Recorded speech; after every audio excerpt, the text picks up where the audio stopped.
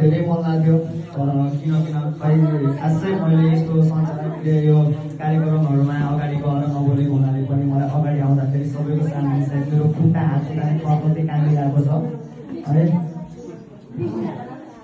तर पनि मेरो नाम चाहिँ दाजु घरले शिवालय गाउँपालिका वडा नम्बर 5 होला। म चाहिँ हाम्रो स्प्राइट बर्नरी ट्रेनिङ सेन्टरबाट सीसन 1 नेपाली सेना सैन्य जवानको लागि सैद्धान्तिक तथा व्यावहारिक तालिम लिई 100% सफल नतिजा साथ उत्तीर्ण भएका मेरी प्रतिस्पर्धी साथीहरूलाई धेरै धेरै सफलताको शुभकामना अबको 9 महिना सुखमय बितोस् कामना गर्दछु। र मलाई खासै म यहाँसम्म आउँछु मेरो जन्मदिन मेरो बुवा मम्मीले पनि सोचेको थिएन होला सायद।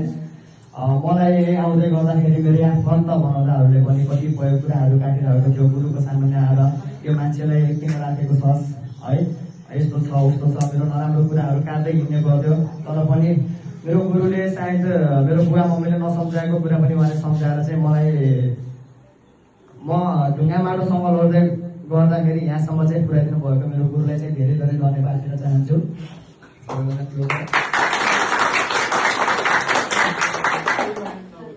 र अर्को कुरा चाहिँ अब अभिभावकहरूको सबैको आउनु भएको छ सबैभन्दा सफलता प्राप्त भयो नचाहेको कुरा पाउँदाखेरि यति गर्व लागेको छ। म आफूले गरेको होइन म चाहिँ मेरो प्राउड फिल म आफू सफलता भएको होइन मेरो गुरुले सफलता बनाउनु भएको थियो। त्यसैले म सबैभन्दा धेरै धन्यवाद चाहिँ म गुरुलाई दिन चाहन्छु।